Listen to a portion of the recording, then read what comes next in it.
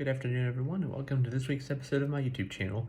My name is Jake Fryman. I'm a realtor here in Dayton, Ohio with Keller Williams Community Partners. And each week I hop on this channel and talk a little bit about the real estate industry, give some helpful tips and advice to potential buyers and sellers, and just talk a little bit about what it's like to be in the real estate world. So on this week's episode, I wanted to talk a little bit about HOAs and what those are and kind of what's behind them. Something to really consider and think about when you're looking for a home is if it has an HOA or not. Most HOAs are going to be associated with condominiums. Like I live in a condo, I have an HOA, but there are sometimes HOAs on newer developed areas. Like for instance, if you're local, you know about Heatherwood, that neighborhood in Springboro, they have an HOA. There's other certain, usually the newer built houses, the more expensive houses, those are the ones that will have an HOA attached to them. And they all have different rules, different prices. You know, there's a lot of homes which have an HOA, it's a yearly fee, whereas in my condo, it is a monthly HOA fee. Just something to think about, something to consider. And HOAs do different things depending on where you live. Like my HOA, they cover snow removal in the wintertime. We have a pool that they maintain. And then they take care of all outside maintenance of our condo units, keep them looking nice and uniform.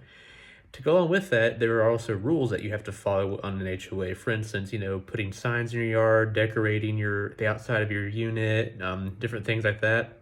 You have to get that cleared by the HOA. You know, people move to communities with HOAs because they want that less maintenance, the less stress, less maintenance that they have to take care of themselves. And they like the neighborhood is kept nice and looks good through the enforcement by the HOA. So it's something to think about when you are either looking yourself or when your agent is showing you a home, to make sure that you know whether or not it has an HOA and what the rules are. They recently, last year, the Dayton Board of Realtors amended our contract to where you now have to, if you're buying a home with an HOA attached to it or a condo with an HOA attached to it, you have the ability to request copies of the minutes from the most recent, like the past 2 years, I believe, minutes from the HOA's meetings to see what they are discussing, what they are passing, what they are doing. And you can also get a copy of the HOA bylaws to see what's going on as well. You know, every community has their zoning code and all the ordinances they have to follow, but HOAs are kind of a subset of that. They follow all the city rules, but then they also have their own set of rules too. And, you know, it's allowed because you knowingly move into that property knowing those extra rules and regulations are there, but you're okay with it because you like that the HOA takes care of a lot of stuff for you, and you also appreciate that it's less stuff for you to have to worry about, and you appreciate that they're keeping the neighborhood looking good. So different HOAs have different rules. Some are stricter than others. Some enforce more stringently than others.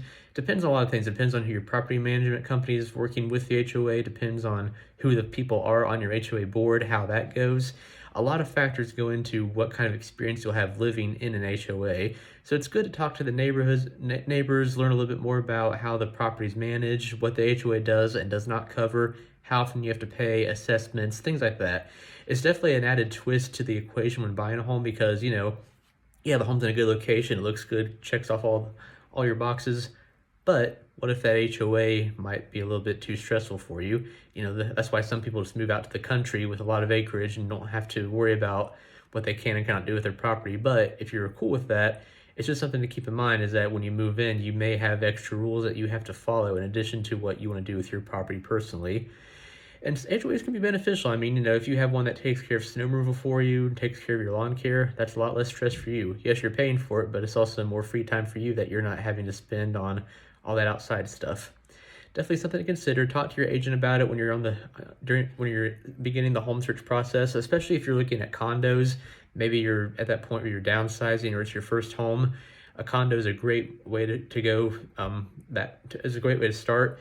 And also you can save a lot of money by not having to take care of all that outside maintenance. You are paying an HOA, but it's a lot less maintenance for you. So it's a great way to start out with your first home, or if you're downsizing and don't want to deal with all that stuff anymore, it's a great way to kind of not downgrade, but move a step down to a little less maintenance for your home. Definitely something to consider. So just keep that in mind when you're doing your home search, is that there may be an HOA attached to it. Do your research, see what's involved with it, and see if it's something that you're okay with.